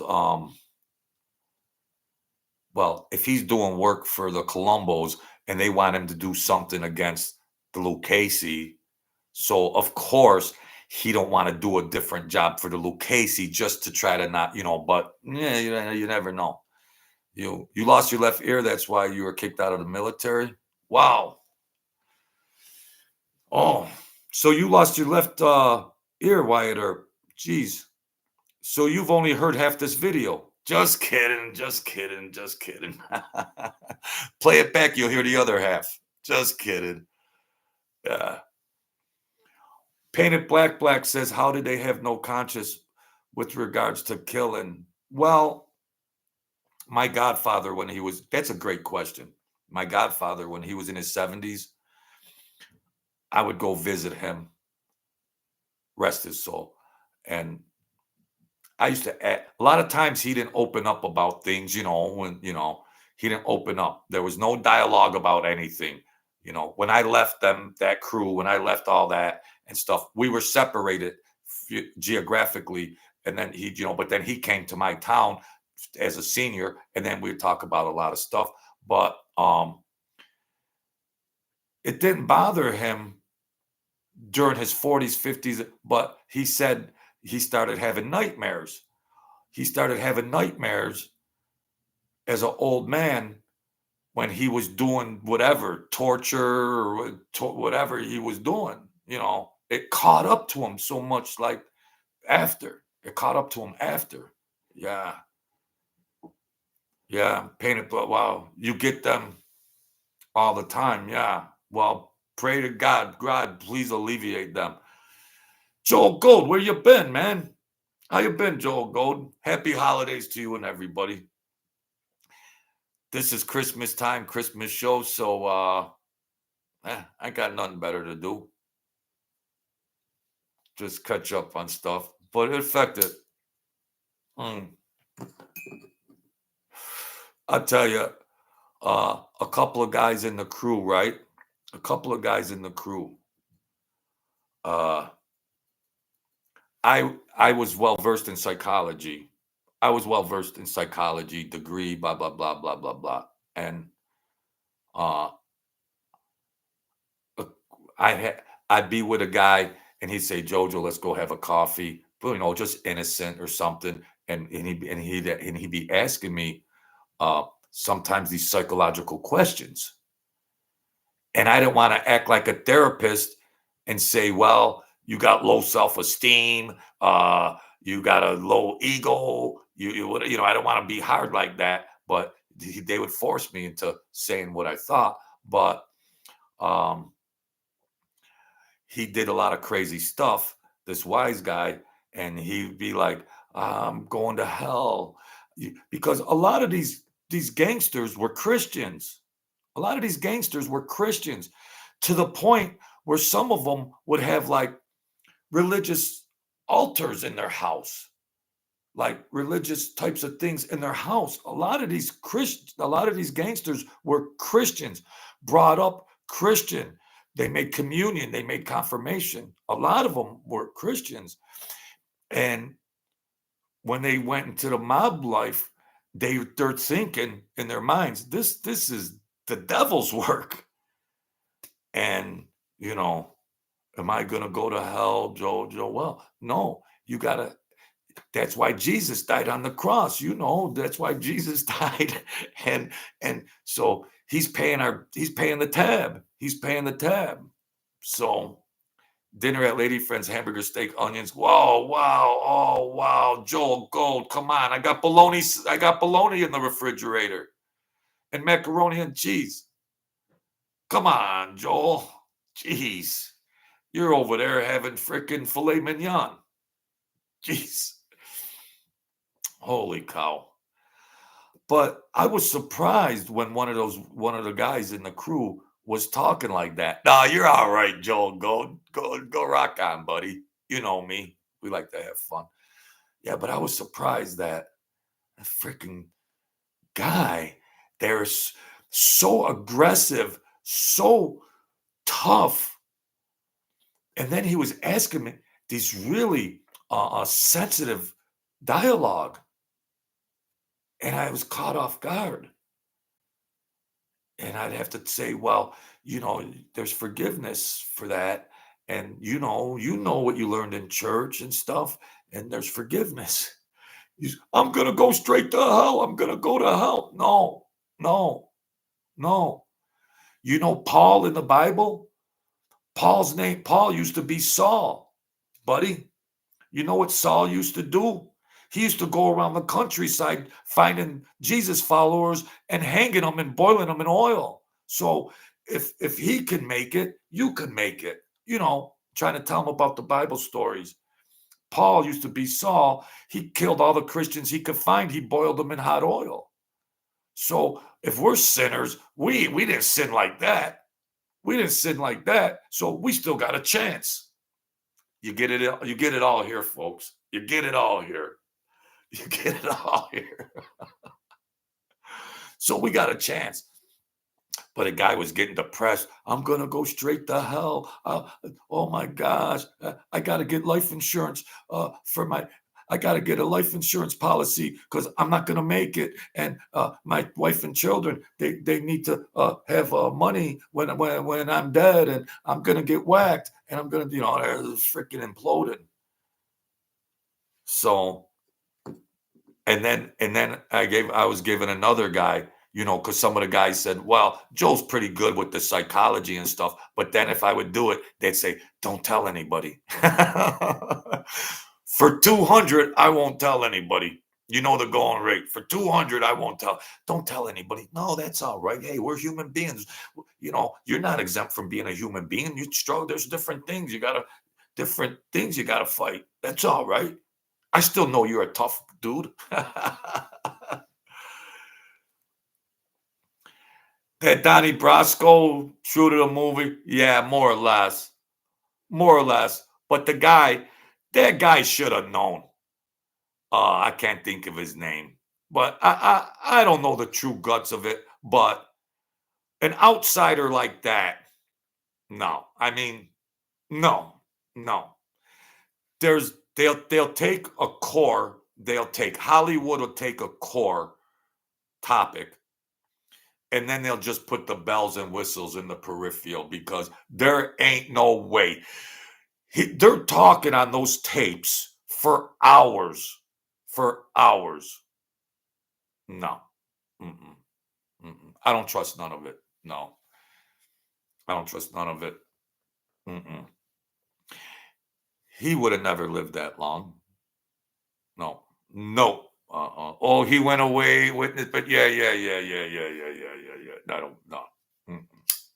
Uh-uh. And who was the other guy? Who just asked that? Painted black. Well, your name is Painted Black. Your name is Painted Black. Well, was the guy's name Sonny Black? What was the guy's name? Painted Black. What was the guy he was talking to? Well, one of the higher up guys. Was his name Sonny Black? I'm asking Painted Black. There was the other guy he was talking to that was telling everything but the kitchen sink. But that guy's boss, what was his name? Oh, Lefty. Oh, okay. Thank you, Vinny. Uh-uh. They got hours and hours and hours and hours of being on tape like that. That there's tapes that you didn't hear. There's tapes that weren't released because there is no way Donnie, a guy, comes in a bar, starts talking about all this and that, and then all of a sudden he's having breakfast with the no, that ain't gonna, yeah.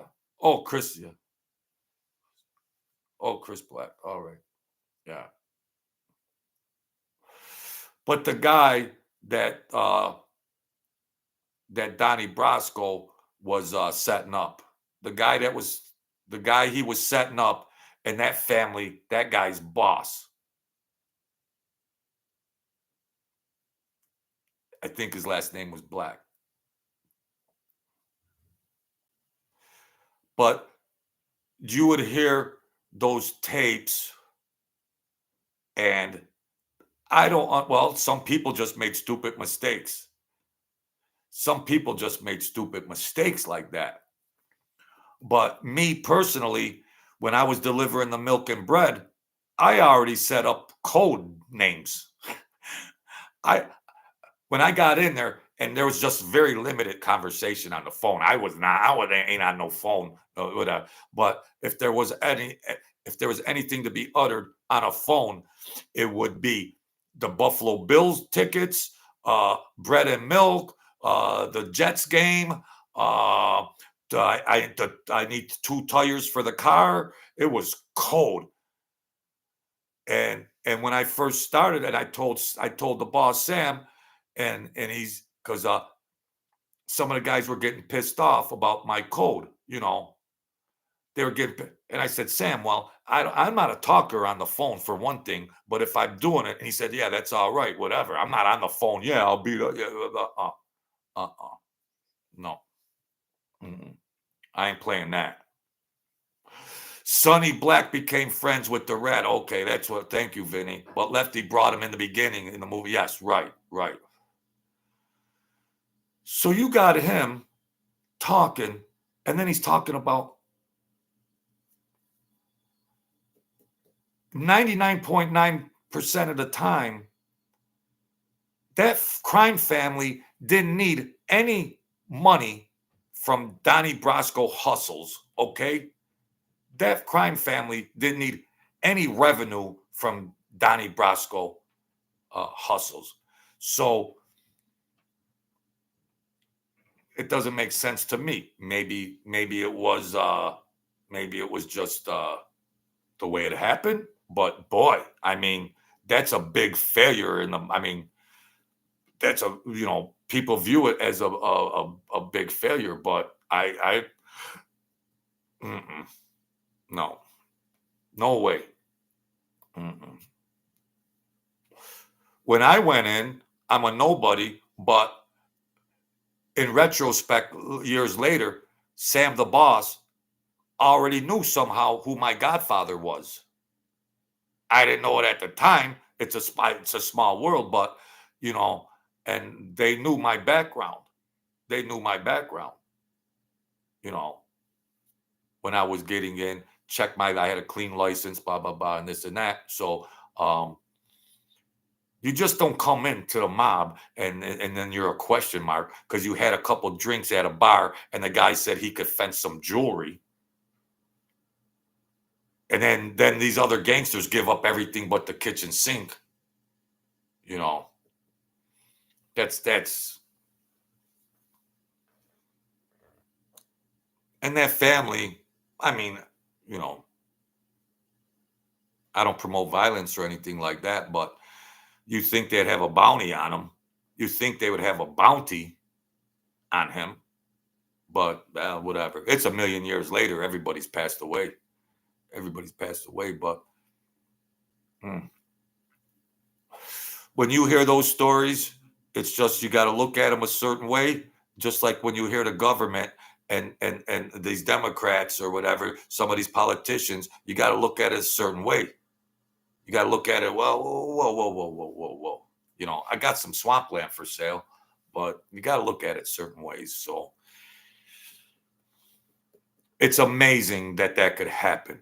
Well, Joe, you just don't want to give Donnie Brasco credit for infiltrating that. Well, maybe, but with that being said, it couldn't fly. What? Well, the guy already knew he wasn't going to make it. The guy Donnie Brasco was setting up, he was already figuring he wasn't going to make it. And see, these feds are so bad. These feds are so bad that they know they're playing cutie pie games, and where people, they don't care if it means somebody got smashed. They don't care. They don't care. They manipulate recordings. They manipulate witnesses. They don't care. They don't care. So they're just as ruthless. They're just as ruthless. Maybe it was the way the movie was, but I just can't see that a guy like Sonny Black, one of the top guys, would see some of that kindergarten games going on. Crisis. They're on the phone. It's a crisis. He's talking for hours. It's a crisis. It's a crisis. A boss would just say, psh, psh, boom, boom. That's it. Out go the lights. They don't play that pity patty stuff, but how it flew with that crime family, I don't know. I don't know. I don't think it was the Gambino or Colombo. I don't know where the hell that guy was from, but no. And like when you go into the club, like Sam's Club, when you go into the club, you know who the regulars are. You know who the wise guys are. You know who the wise guys' family are. And somebody could just say, oh, look, I want to stop in for a couple drinks at 6 o'clock. Yeah, there could just be a regular civilian that comes in and he's a regular patron, but ain't nobody telling some outsider something. Ain't nobody going to come in and say, oh, I'm a jewel thief. And, we're going to do, no. 99.9%. Well, maybe that was 0.1% and that shit flew. But I mean, it could totally be true. And if you raise up to boss, captain, underboss, you've already seen everything 17 times. How could Brasco get that close into there because of some jewelry, and we could make money on jewelry, and the government's giving him all this money to do all these games? They had money, but I think that family was getting a little weaker financially. But I don't know. I don't know. It could be the exception to the rule. Yes, it could be the exception to the rule. Them people, captains, bosses, under bosses, and he's talking to the guy for hours, and then he's calling his boss up, going, "Whoa, whoa, whoa, whoa!" And how would that fly? All those conversations, a boss can see that and go, "Oh no, take him out." And then he's defending the guy. No, we're gonna make this money. We're gonna make this money. It's like, I don't know, man. No, it wouldn't be worth it. How much could Donnie Brasco provide for this crime family that's been dealing with millions of dollars for freaking 30 years? Because he's hustling some jewelry. I don't know. I don't know. They're already involved in rackets that are taking in hundreds of thousands of dollars. So Donnie Brasco can come to the table with a couple of crumbs, and then they're buying it. They're buying whatever. I don't know. Even if he was legit, he ain't gonna make it. He ain't gonna make it because he knows too much on too many guys. He knows too much on even if he was an altar boy and he was straight and clean, he still ain't gonna make it. Not when he's dealing with captains and underbosses and Donnie, and they already know this guy's got a lot of juice on them. They already know he's got so much incriminating stuff on them. An outsider off the street. Nah. Either way, he ain't gonna make it. But I don't know. I'm not psychic.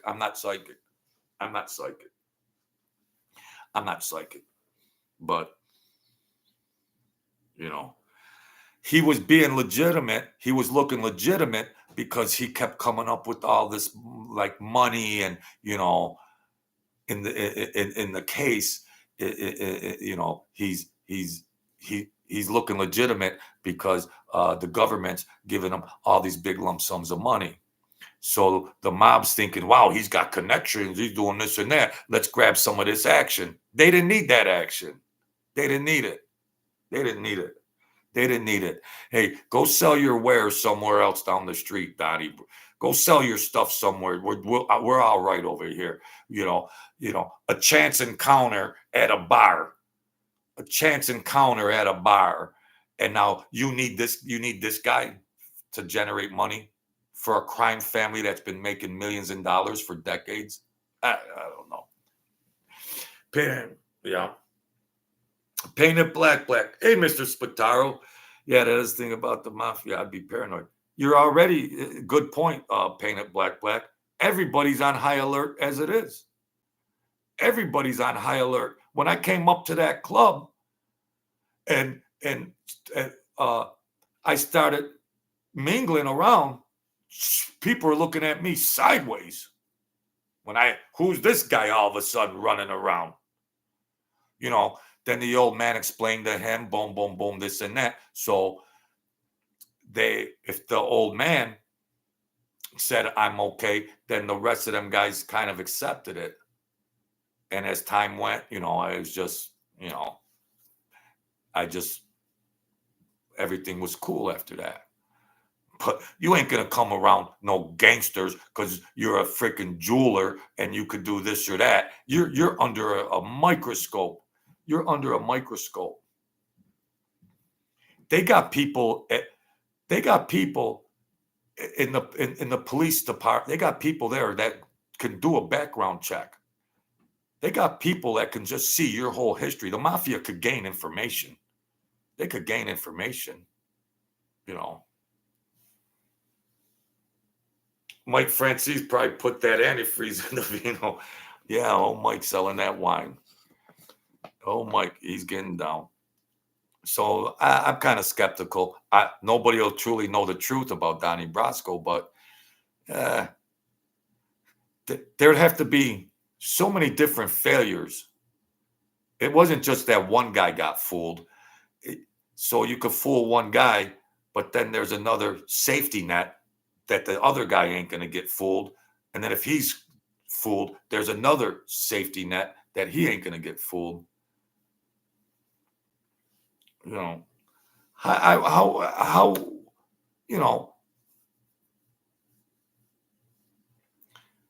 it was the one guy just trying to get greedy and not trying to report any profit. He's just not trying to report any profit from Donnie Brasco. He's trying to go, because the other guy was a degenerate gambler. The other guy was a degenerate gambler. So he's just saying, yeah, come on, Donnie, come on. Yeah, let's just, and he's taking all this money because he's in trouble and he owes a ton of money. So he's just like, yeah, this is real good. I got this sucker Brasco over here giving all this money, blah, blah, blah. So that's crazy. I'd be carrying a gun all day. Joe Goat said I carry two. I didn't like to have a gun or whatever. They had guns in my car. They were hiding guns in my car and things like that. They are hiding drugs in my car. I was green, but then I would check my car a lot of times. I'd check my car. They're little cutie pies over there. I'm going to refresh my coffee. I'll be back in 2 minutes.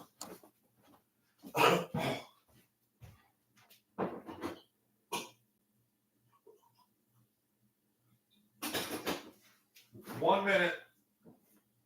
Let's rock and roll.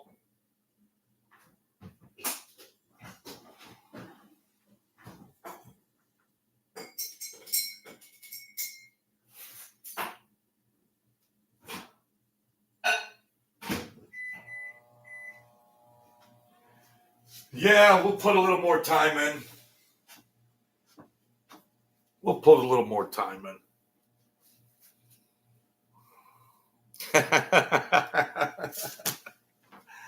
Oh, boy. I need my coffee.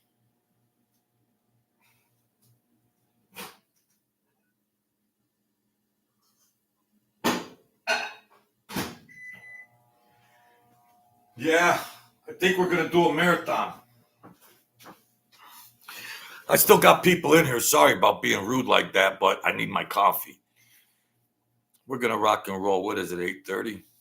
Yeah. Yeah, so I'm going to keep things going.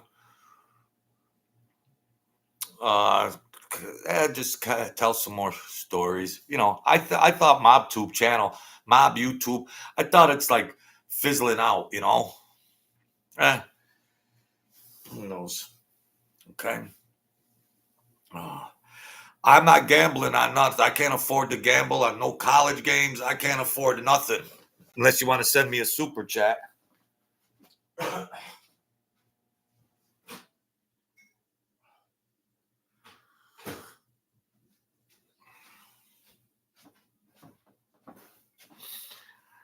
No, I'm not. The UK got no guns these days. Yeah, they would have their guns and stuff like that. But then there was a point in time when things got hot at the end. And then my godfather said, yo, you know, I'm in New York. I can't protect you around the clock. You're going to have to finish up there. You're going to have to finish up because things are getting too crazy. And yes, it's me, eh? Happy Merry Christmas to you. Yes, it's me, eh? So, you know, he was more or less saying, enough's enough. He said, I got my own problems in New York. I got to, you know, your things are getting too crazy. You better have just a little something, you know, just in case. But so then I did for a period of time. because I was so paranoid. I was out in the country and I thought that every car was following me. Thank you, Painted Black Black. Yeah, thank you for helping me out. Stay great. Yeah. So I thought, you know, I figured I don't want to get caught with my pants down, and all of a sudden I'm in a situation. So, and I did for a little while, and I didn't like it. I didn't like having that piece. I didn't like it. I didn't like it. I was a good aim though. I was a good aim. I used to do archery and at the Y, archery and stuff like that, and basketball. So I always was a good aim. I always had good hand-to-eye coordination. But out in the country, you could put the targets on head, uh, bales of hay. You could put stuff like that, like target and stuff. But I didn't like. But when my godfather said, "Yeah, here, you better be careful. Um, you're you gotta leave. You gotta leave that. You gotta leave that hustle. You gotta get out of it." But I did. I didn't get out of it at that point in time. I still did some more deliveries here or there, the bread and milk. But yeah, no, my godfather, knew him, Spataro. My godfather knew him. I knew him. I knew him for 10 seconds in the street, but then when I was going nuts and I didn't want to do things anymore, he was real nice. He was real nice because it was all about that gambling ring. It was all about that gambling ring. And they were so corrupt. They were fixing games. They were so corrupt. They were very corrupt. But my godfather would know when I would make a delivery here and there. So he would, they would all meet together, they'd meet. They would meet because my godfather told them, "What are you giving JoJo? He's got a bullseye on his back doing this gauntlet. He's doing this cannonball run. He's doing this. What are you giving him?" And my godfather's name was Mike, but they called him Mickey.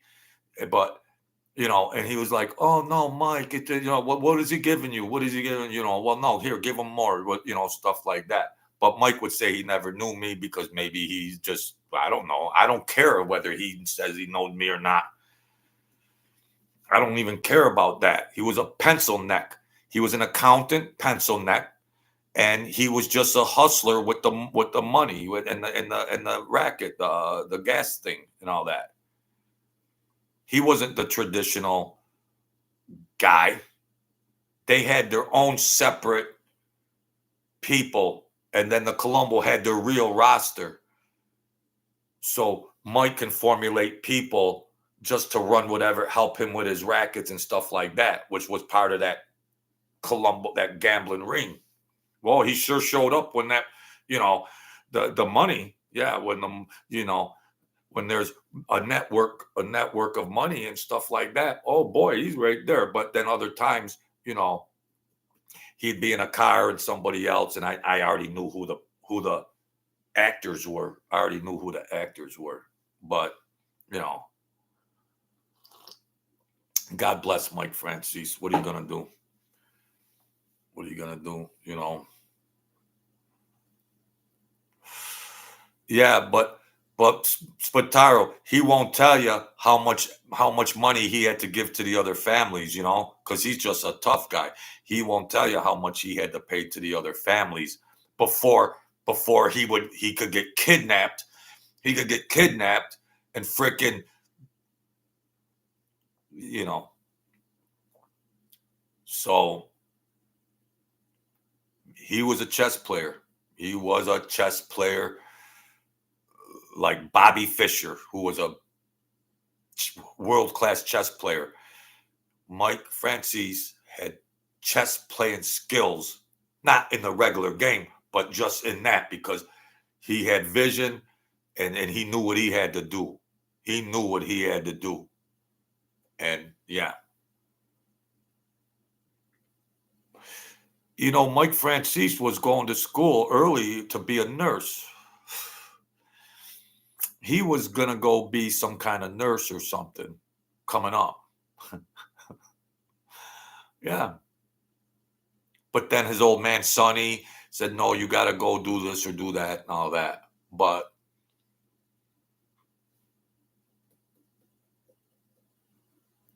he was like a subsidiary, a satellite. He was a satellite for the Colombo, and they let him handle that. Yeah. He once said that the snake, well, Persico, yeah, Carmine and the other one, they, you know, that gas tax scheme and all the players and all that, it's so convoluted. It is so convoluted. But he had to pay. He had to pay respect because what do you think those gas stations were? You got Colombo territory, you got Gambino territory, you got Lucchese territory.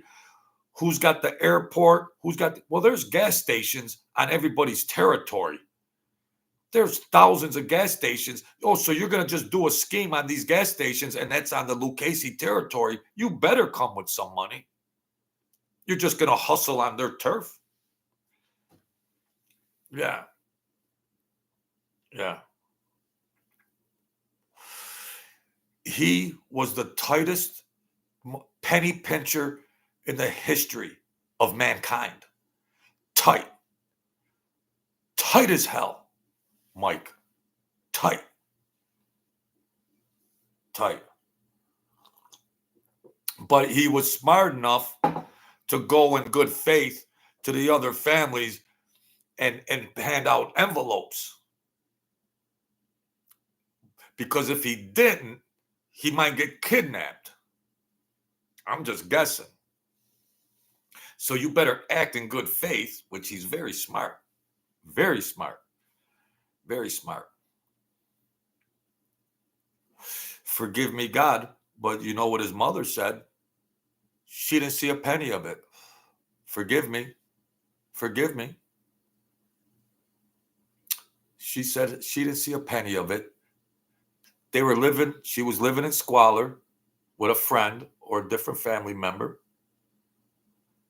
and she didn't see a penny of it. He was rocking and rolling and everything else. So I don't want to get into all that because I don't want to bash Mike, but I don't want to bash him. I don't want to do any of that. I mean, that's just the way things happen.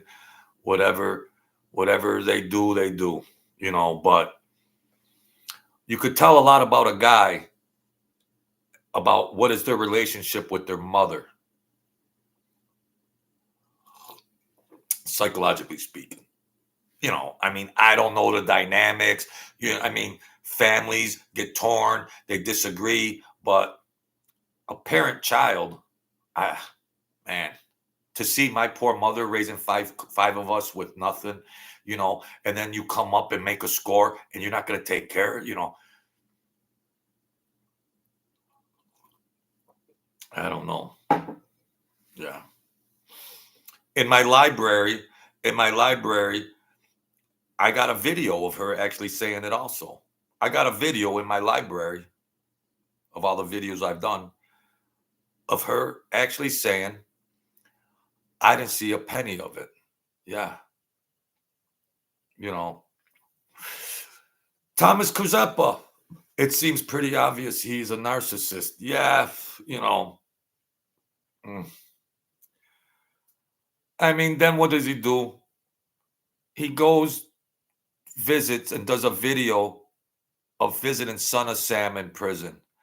The Son of Sam that terrorized our neighborhoods in New York, terrorized the neighborhoods. He goes and visits him so he could sell books and wine, and he's hugging the Son of Sam on a video. Is there anything sacred? Is there anything ever sacred? And he's selling wine nonstop during the interview, And then, oh, by the way, Son of Sam selling a book, and because they passed a law where prisoners can earn money from books. So maybe he got half of the action on that book. For what? Son of Sam? You go visit him in prison? And you're selling wine and books?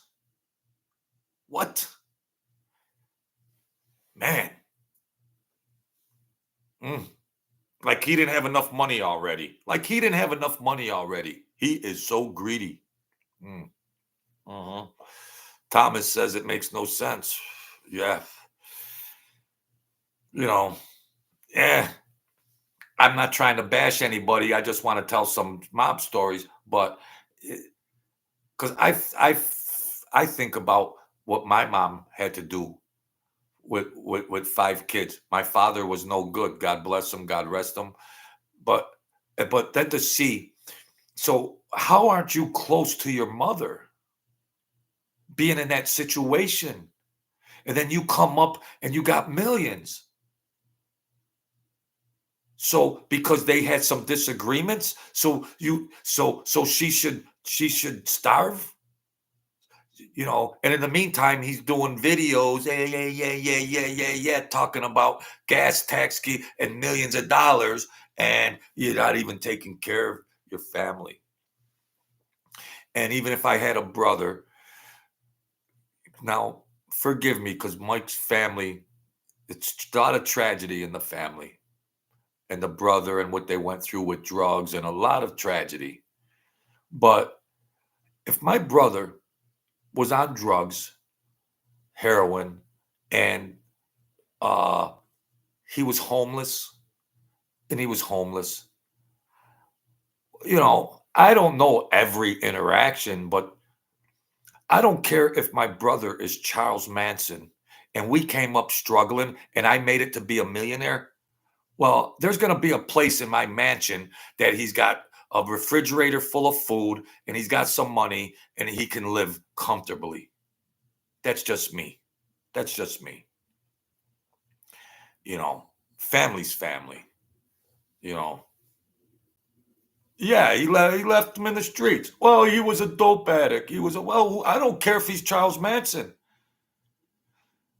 That's your brother in the house where you guys were struggling together. You're going through these crises together, and you're coming up. So he left him to rot. Well, because he's a drug addict. Well, who cares? Lock him up in the damn room, clean him up, and get him on his feet. But mm, mm, mm, mm. I got some wine with a nice bouquet and a Sauvignon. Yeah. How much money you want to make? It's all you're doing is selling. Sell, sell, sell, sell, sell. Why aren't you digging ground out there for the homeless, for a homeless shelter, while you're talking about all these $1 million freaking mafia hustles? And then all of a sudden, you got the Church of Mike. You got the Church of Mike, so you could run a tax shelter on all your revenue. And now it's the Church of Mike. Yeah, well, whatever. Yeah, the Church of Mike now. Yeah, okay. I don't want to bash them, but I guess I'm bashing them. I mean, what the hell? I guess I'm bashing them, but I don't want to bash them. But geez, isn't anything left sacred? I I don't know. I don't know. Yeah. Juju, yo. So yeah, that's you know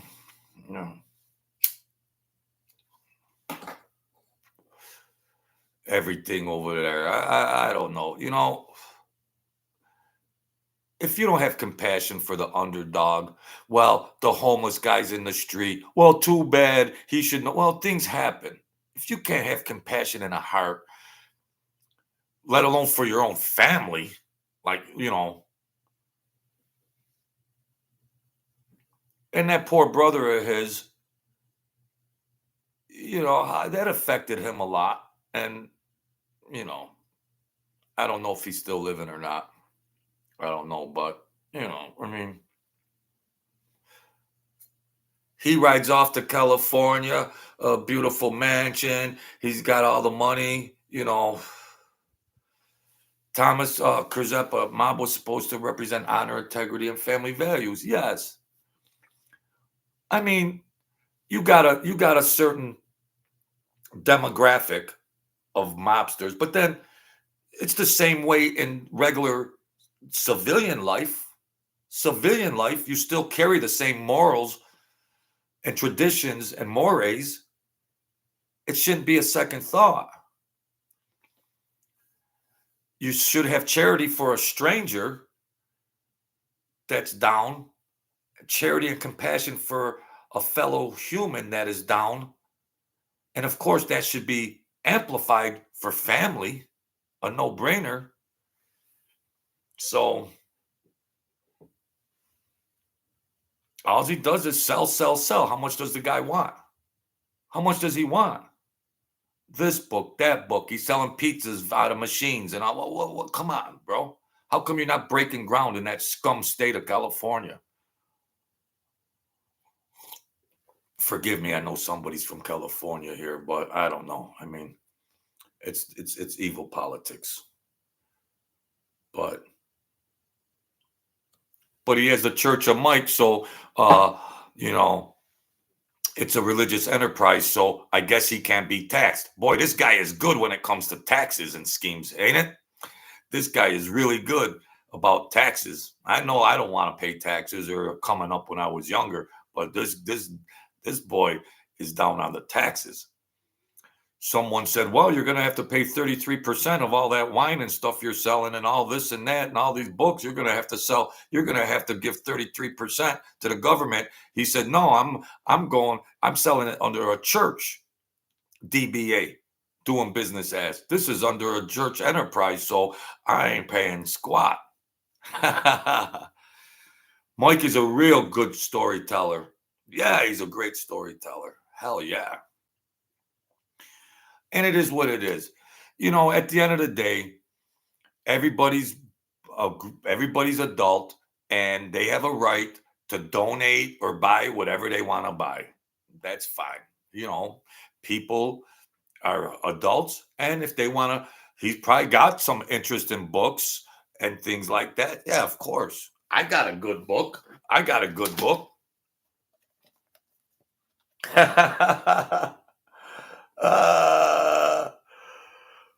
The link is in the description. I got a good book. I'm a better writer than him. Believe me, I'm a better writer than him. Believe me. I'm not just some Guido stupid. I'm highly educated in all fields of knowledge. What does that mean? So, wow, 2 hours and 7 minutes. We've covered a lot of stuff here. Oh, Joel, thank you. Joel read the book. You're the one guy, huh? You're the guy that ordered the book, Joel? The book is great also. Yeah. So, yeah, I had a lot of fun tonight. I really appreciate the new people that came in here. My channel is on. So, I'm just going to, just keep going. Just keep going. Hang out with people, talk to them. And, what am I going to do? Sit here and rot by myself in this freaking place? So, yeah, I appreciate everybody that come in here, tell me what's going on. Michael Candinas, Francis Franciati, EB23, Biggie Small, James Rockford, The Rockford Files, Jack the Clipper, Max Meeks, where have you been? Thank you, folks. Paint it black, black, thank you. Stay strong, be the kings and queens. T. Hinton, Vincent Hernandez, all right. Thank you, Vincent. Philly Bob Wyatt, thank you, everybody. Thank you. I appreciate your support, the hanging out with me. I'm not a tough guy. I like to hang out, have fun, talk about some things. We're gonna get this channel over 100,000 subscribers when I'm done. They froze my channel for 2 years. I don't give up. I don't give up, folks. Big, small, Wyatt, yeah. So we're gonna keep putting this stuff out. We're gonna Juju, where have you been? Thomas Krzepa, yeah. Gotta get some smokes for Christmas. Best wishes, yeah. Thank you, Joel Gold. I appreciate your support and everything. So there you have it, folks. I really appreciate you guys hanging out with me and the support. And I'm excited that they turned my channel back on. I'm really not going to talk about politics or anything like that anymore. Maybe here or there, but nah. You guys, I thought the mob story stuff was diminishing on YouTube, but I don't know. I'll keep it going. I got a ton of stories. Blessings, Mr. Spataro. Thank you. Spataro's been here a long time hanging out. Thank you, Mr. Spataro. So yeah, there you have it. Uh, and what I'm gonna start doing, and just instead of coming on and doing lives, I'm gonna schedule like so. If it's I'll schedule. So hit the notification bell so you'll know that like I'll be coming on because you know me, I just get up here at willy-nilly and do a live and that's it. But I think I should start doing them in the evening when people are out of work and then they could sit back, have a coffee, and we can hang out together instead of doing them at 11 o'clock in the morning and stuff like that. So I got to tighten up my game. I got to tighten up my game and do better marketing and strategy and so I can grow this channel. So I'm excited about it and we're going to do it like that. So hit the notification bell, but most of them will be in the evening past 6 p.m. past 6 p.m. So people are working, people are busy. And then on the West Coast, you know, it's 3 hours difference, but you know, I want to strategize it where I can get obviously a bigger audience. So we're gonna do that. So once again, and maybe Saturday or so, we'll come in and we'll do that. I gotta quit smoking because I can't even afford it anymore. But what are you gonna do? It's the Boohoo Symphony from Bach. From Bach. It's the I'm Broke Symphony in E minor. All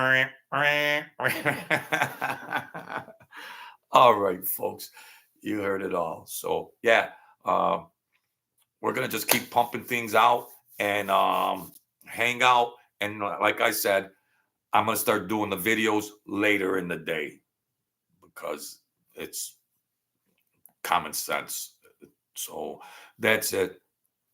Be the kings and queens of your world. Holidays could be depressing, and if you're having some problems, they could be amplified. Stay strong. Stay strong. Everything will be all right, okay? We're all missing loved ones. We're all missing loved ones and things like that. So Christmas might not look like it looked in yesteryear. So, but that's life. That's life. Juju, thank you. Thank you, Juju. And so stay strong. And if you need help, seek help. You don't have to, there's no macho man and all this. I used to do therapy. I used to do therapy for people and stuff like marital counseling and stuff like that. But, you know, there's no bravado. Everybody might, if you need somebody, reach out, ask somebody, because that's the beginning of resolution. Okay. So stay strong. And I really appreciate the new people coming in here, and we're just gonna keep rocking and rolling. I don't have studios, and I don't have an introduction. I don't have anything like that. Maybe perhaps someday in the future, but I don't have all that fancy lighting. And some of these YouTubers got earphones on. What do they got headphones on? These YouTubers. What do they got headphones on? I don't know, man. I don't know, but this is about the most basic organic grassroots you can get because there's no technology. I don't have introduction and all that, but it's good enough. It's good enough for me. If I had it, but we'll just take it as it comes. So that's it, folks. Just if you hit the notification bell so you know when I'm coming on. So that's it. I really appreciate everybody that comes in. I hope everybody prospers that comes in here that was good enough to join me. And I truly feel it from my heart. Okay. So you're going to send me some homegrown? Nah. So thank you, folks. God bless y'all. Happy holidays, and we're gonna rock and roll soon. So keep track of that notification bell and the like button and everything like that. Thank you.